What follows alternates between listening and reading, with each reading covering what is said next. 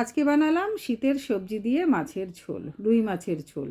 নানা রকমের সবজি শীতকালে পাওয়া যায়, তো তাই দিয়ে মাছের ঝোল খেতেও বেশ ভালো লাগে। তো আজকে মাছ আমি ভেজে রেখেছি, আর নিয়েছি আলু, শিম আর ফুলকপি। আলু ধুয়ে, শিম ধুয়ে কেটে রাখা রয়েছে, গোটা শিম দিয়েছি। আর এখানে ফুলকপি অল্প তেলে ভেজে নেব।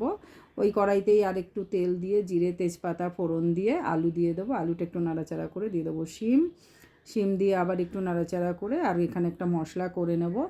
এখানে নিয়েছি 1.5 চামচ মতো জিরে গুঁড়ো, 1 চামচ হলুদ গুঁড়ো, আর কিছুটা লঙ্কার গুঁড়ো আর নুন। এটা জল দিয়ে ভালো করে আমি গুলে এই মশলাটাই দেব। একটু ভাজা ভাজা হয়ে গেলে এই মশলাটা দিয়ে ভালো করে আরেকটু নাড়াচাড়া করে কষে নেব।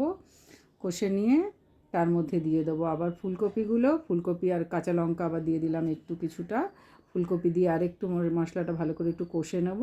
কষা হয়ে গেলে জল দিয়ে যেমন যতটা পরিমাণ ঝোল লাগবে দিয়ে ফুটিয়ে নিন। ধনেপাতা দিয়ে নামিয়ে দিন মাছ দিয়ে।